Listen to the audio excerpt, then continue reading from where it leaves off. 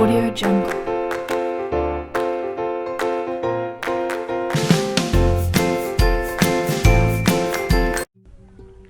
Assalamualaikum warahmatullahi wabarakatuh. Ketemu lagi dengan aku Alfarizi Maulana.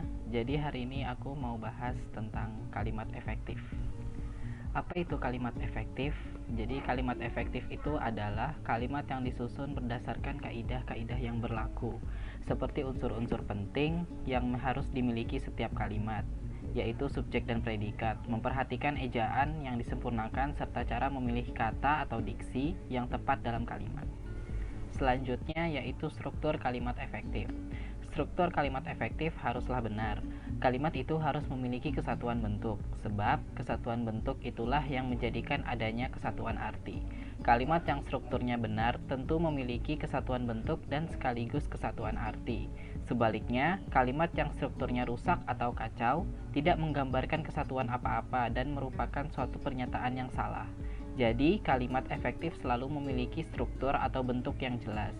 Setiap unsur yang terdapat di dalamnya harus menempati posisi yang jelas dalam hubungan satu sama lain.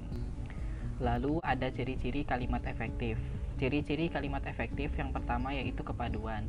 Kepaduan ialah kepaduan pernyataan dalam kalimat, sehingga informasi yang disampaikan tidak terpecah-pecah.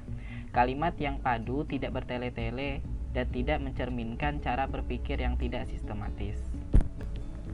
Kedua yaitu ketegasan. Ketegasan atau penekanan ialah suatu perlakuan penonjolan pada ide pokok kalimat. Kalimat yang ditonjolkan itu berada di awal kalimat. Ketiga yaitu kesepadanan. Kesepadanan adalah keseimbangan antara gagasan atau pemikiran dengan struktur bahasa yang dipakai dalam kalimat. Kesepadanan dalam kalimat ini diperlihatkan dengan adanya kesatuan gagasan dan kesatuan pikiran. Keempat yaitu kehematan. Kalimat efektif tidak menggunakan kata-kata atau frasa yang tidak perlu digunakan.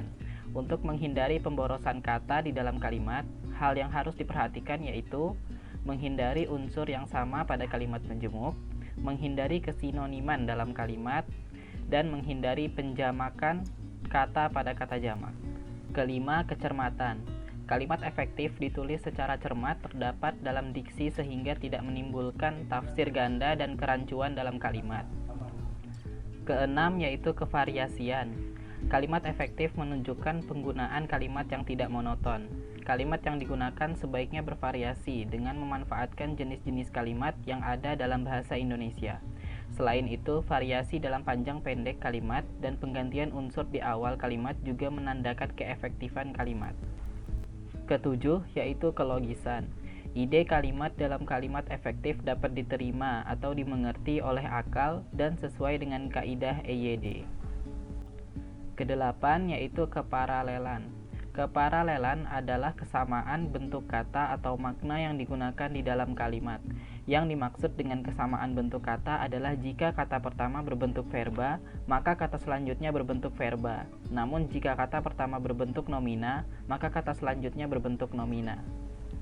Pembahasan selanjutnya yaitu syarat kalimat efektif.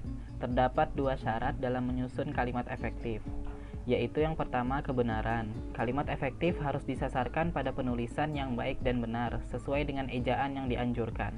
Kaidah kebahasaannya ketat, mengikuti tata bahasa baku. Yang kedua ada kepaduan. Kepaduan berkaitan dengan logika kalimat. Pilihan kata dalam menyusun kalimat harus padu, sehingga membuat kalimat menjadi utuh dan tidak sumbang. Pembahasan terakhir yaitu unsur kalimat efektif. Unsur kalimat efektif terdiri atas subjek, predikat, objek, dan keterangan. Syarat untuk membuat kalimat dapat dipenuhi minimal dengan unsur dan predikat. Namun dalam kalimat efektif perlu kehadiran objek atau keterangan agar kalimat terkesan utuh. Penjabarannya adalah sebagai berikut. Pertama ada subjek, bagian dari kalimat yang menunjukkan pelaku yang dapat berupa orang, tempat, atau benda. Kedua ada predikat, bagian kalimat yang menunjukkan apa yang dilakukan oleh subjek, biasanya berupa kata kerja. Ketiga ada objek, bagian kalimat yang menunjukkan hal atau benda yang menjadi sasaran, biasanya berupa nomina. Terakhir yaitu keterangan, kalimat yang menunjukkan tujuan, cara, waktu, tempat atau sebab akibat. Biasanya ditandai dengan penggunaan konjungsi atau kata hubung. Audio Jungle.